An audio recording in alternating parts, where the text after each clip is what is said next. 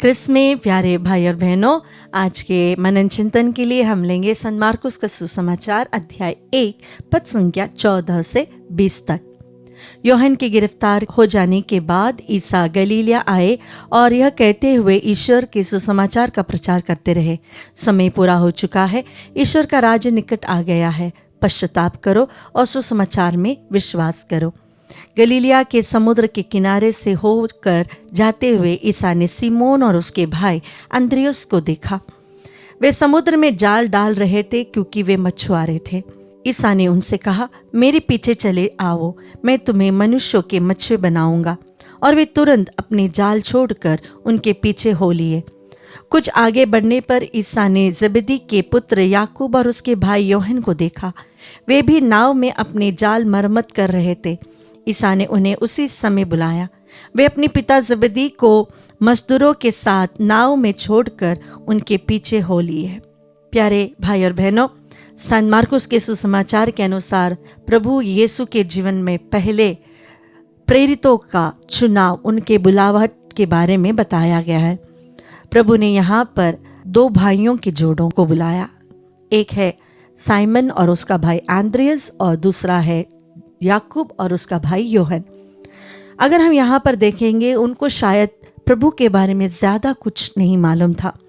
जो John the Baptist ने प्रभु के बारे में कहा वो एंड्रियस और यूहन्ना ने सुना था, ऐसा संत यूहन्ना के सुसमाचार में हम पढ़ते हैं। उसके अलावा हमें कोई भी इंट्रोडक्शन प्रभु के बारे में देते हुए हम नहीं देखते हैं। लेकिन जब यहाँ पर प्रभु इन दोनों भाइयों को काम करते हुए देखा, तब उन्होंने उन्हें बुला लिया। दो चीज़ें आपके साथ शेयर करना चाहूँगी। पहली बात, प्रभु हमें जब बुलाते हैं तो उनके अंदर से एक आकर्षण होता है।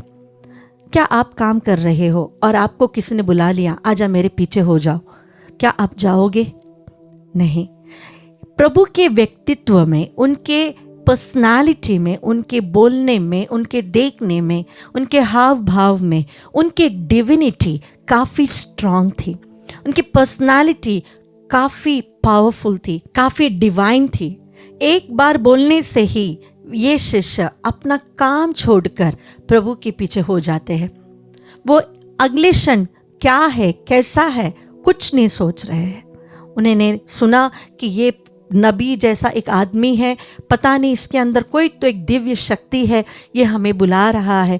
उनका विश्वास ईश्वर पे इतना दृढ़ था कि जब उन्होंने देखा कि प्रभु उनके जीवन में, ईश्वर उनके जीवन में एक दरवाज़ा खोल रहा है, वो तुरंत वहाँ के लिए हाँ कर देते हैं।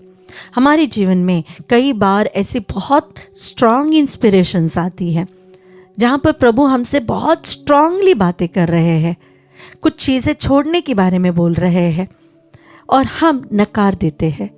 हमें लगता है कि ये हमारे मन से आ रहा है, ऐसा कुछ नहीं है। लेकिन अगर हम प्रभु की इंस्पिरेशंस को, प्रभु की आवाज़ को समझकर अपने जीवन को प्रभु के हाथों में समर्पित करते हैं, तो फिर हम एक साधारण मछुआरे नहीं बन जाएंगे। हम पेत्रुस और एंड्रियस या याकूब और यूहन्ना की तरह संत बन जाएंगे। दूसरी बात, जब ये 4 शिष्यों को प्रभु ने बुलाया, ये काम कर रहे थे, अपने ही व्यवसाय में वे व्यस्त थे। लेकिन जिस क्षण बुलाया, उन्होंने सारी चीज़ें छोड़ दिया।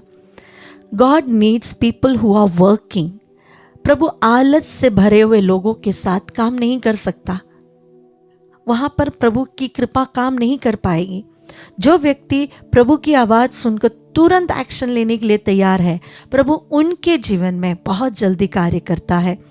उसके लिए हमें बहुत सारी चीज़ों का त्याग भी करना पड़ेगा। 2 नाव में पैर रखकर हम कभी भी प्रभु की सेविकाई में आगे नहीं आ सकते हैं। हमारा विश्वास का जीवन आगे नहीं बढ़ेगा। अगर हमें प्रभु के पीछे होना है, अगर हमें प्रभु में विश्वास करना है, तो दुनियादारी से, गलत चीज़ों से, गलत रिश्तों से हमें उसमें से बाहर आना है, उसे छोड़ देना है। जब हम उसे पूर्ण रूप से छोड़ देते हैं, तभी ही हम प्रभु की सेविकाई में आगे बढ़ सकते हैं। आइए ये दोनों चीज़ों को हम याद रखें कि जब भी प्रभु बुलाता है, उसके इंस्पिरेशंस को हम ध्यान दें। और दूसरी बात, जब वो बुलाता है, उसके लिए सब कुछ छोड़कर उसके पीछे हो जाए।